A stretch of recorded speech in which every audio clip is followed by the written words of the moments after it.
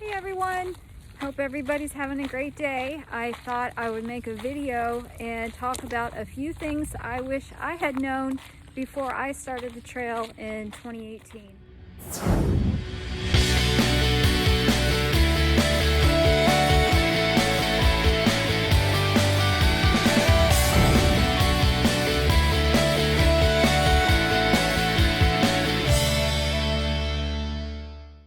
Thru-Hike the trail as a solo hiker, and there was a few things I wish I had known about before I started. Like everyone else, I watched a ton of YouTube videos. I read Appalachian Trail books. I paid attention to blogs and read as much as I could. And I even got audiobooks and tried to learn as much as I could. I had never done a long distance hike like that before. I had done some camping and stuff and was familiar with being in the outdoors. Also, as a long distance runner, I was familiar with being out in the woods by myself overnight. So that wasn't an issue, but there were quite a few things that I wish I had known about before I started the trail. The first thing I would say was Guthook. Guthook is an app that you get on your phone that is a GPS device that helps you with water sources, with shelters. It tells you everything you need to know with elevation, with climbs, the whole route, towns, and people can leave notes on it with different places. Like if you come to a shelter, they'll talk about the water sources, a lot of information that you need to know. I had no idea about this app. When I started the trail, I was just using the AWOL guide, which is great also, but Guthook, in my opinion, was way better. And I did get turned around on the trail a few times, and Guthook was able to get me back onto the route. So the Guthook app was essential. Once I got that and started learning how to use it, I could not live without it. I'll be starting the trail again 2021, and I will be bringing that with me, and it was great. If I could give you any advice, it would be get the Guthook app and get the whole trail. Don't get this, if you're doing a through hike, just bite the bullet and pay for the whole trail rather than each section. You'll save some money. It is rather expensive. I'm not sure exactly what the price is now. It was about $60 when I purchased it, but worth every penny, in my opinion, completely. This was a great app, a great tool. Make sure you have plenty of power source to keep your phone charged, and keep in mind that in the winter, with the cold, that it will drain your battery and your devices a lot faster. So sleep with your electronics in your sleeping bag, and don't leave them exposed if you're hiking, so that you can have plenty of charge for your phone, so you can use that app. Another thing I wish I had known was the mice situation in the shelters. Nobody talked about the mice, and the first time I stayed in a shelter, it was by myself, and those little things, they just were active all night and going crazy. And the shelter that I was at had a shelf, and the mice would, throughout the whole night, push these acorns off the shelf and wake me up and scare me to death. I had no idea that all the shelters had mice, and I mean all of them. So that is something to just be aware of. I'm not afraid of mice. I just didn't know what was crawling around the shelter and around me all night when I was out there by myself trying to get used to this trail and be a thru hiker. So the mice are okay. Don't leave any food out. Don't leave any food in your pack. Don't leave any food or wrappers in your pockets of your pack.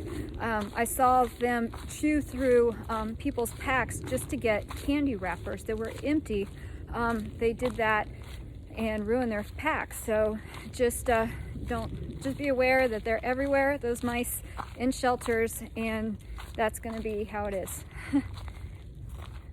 Puppies, come on. Pups, come on. Got my little puppies coming.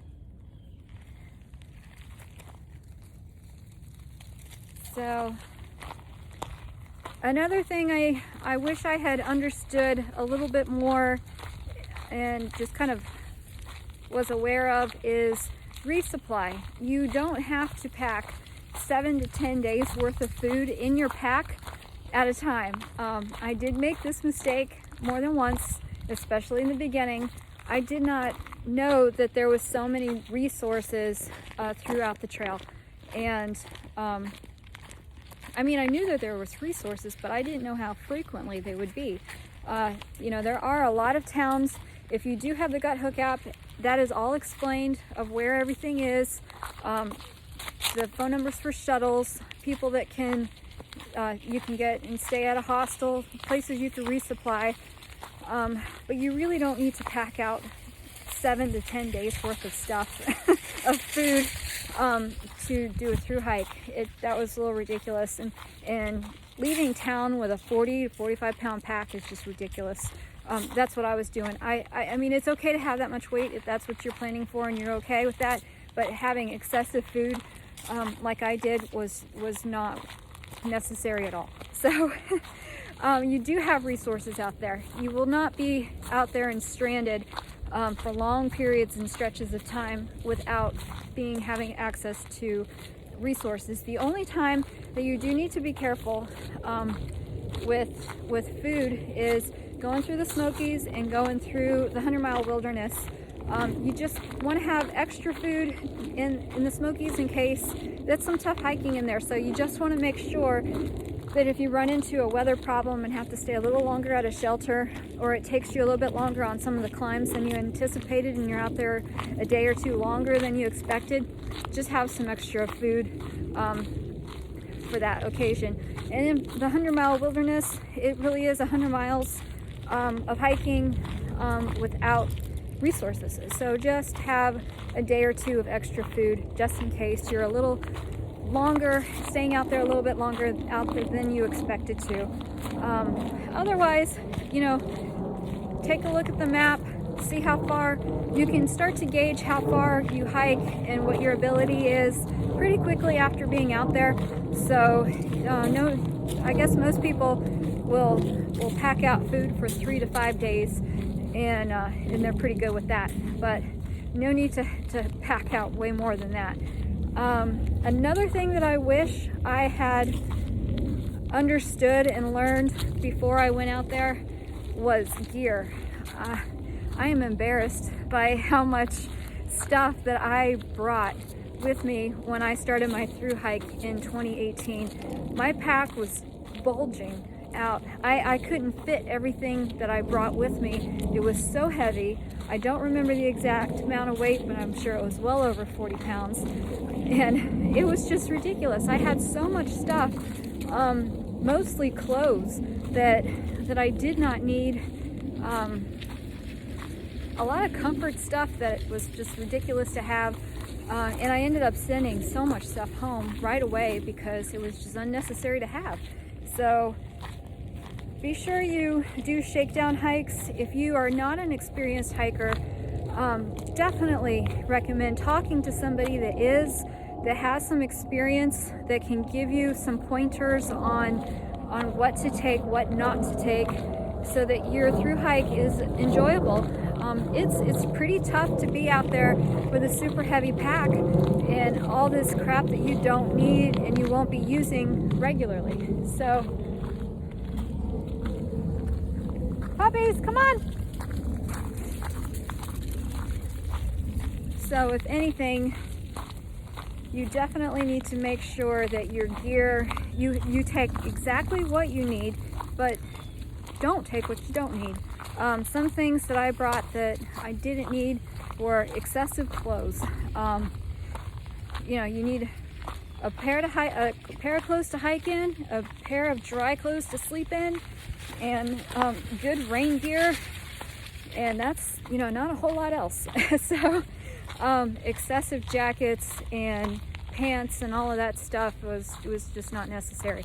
If you are starting early in the winter, be sure you have some good winter gear that you can use and that's reliable and you know how to use it, and then you should be good to go. But a lot of my rain gear I also use as extra layers for like wind in cold weather if I just need an extra layer to use. Another thing to just keep in mind and consider going when you're about to start your thru hike, especially if you are doing this for the first time, and this is not something like crucial or anything, this is just kind of something to keep in mind in the back of your mind, is everybody's ability to hike is very different. When I started my hike, I was going at my own pace. There was a lot of people that were around me that were hiking super fast and huge miles and doing quick days, and I just couldn't. I was like, wow, I must be so deficient, because I was hiking bigger miles, but I wasn't covering as much ground as these people.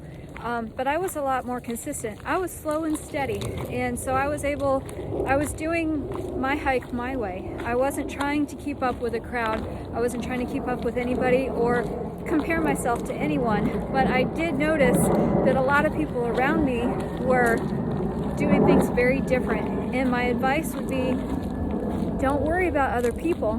Don't worry about other people's hikes and how they're doing it. If they're starting out fast, you don't know what their ability is and what their background is. When I have my history is being a long distance runner, so I started out going 15 to 18 miles a day, and I was okay with that.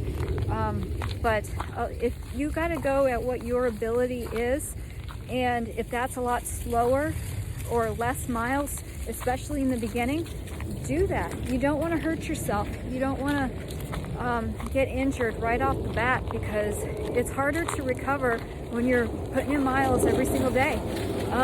I did see a lot of people that were just going crazy starting their hike, and then I would end up catching up to them because they would end up taking 2 or 3 days at a hostel or a town to recover, or they would be injured.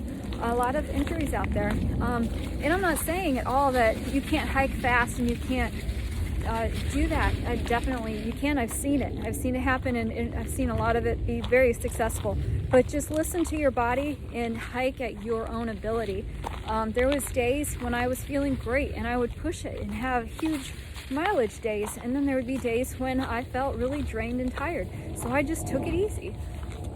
Or I was emotionally drained, and so I did an easier day just to kind of have a mental health day and combat that. So you never know what's going to happen, and it's okay to have down days out there, physically or mentally. You can that did happen with me every once in a while. I just would feel like the trail was a little bit monotonous, and I just was ready to be home, or I felt like I was missing out on home events, and it would just get me down a little bit. So to counteract that, I had movies downloaded on my phone, and ever so often I would hike into where I'd be staying, my campsite or shelter, set up my tent, and then watch a movie to just kind of keep my mind going in a different direction, to feel better, to do stuff like that. Nothing wrong with doing that. As they say, hike your own hike. Do your own thing. You don't have to conform to anybody else. This is your adventure out there to enjoy and embrace, and to do it your way. But just be sure you're not comparing yourself to others, because that could be a slippery slope. That's all I'm saying. Well, I hope some of these tips were helpful. Some things to think about and consider. The season is coming up shortly, and 2021 hiking season is around the corner. It's going to be an amazing year for hiking, and hope you all are gearing up to get ready for it. It's an exciting time. So have a wonderful day. Thank you.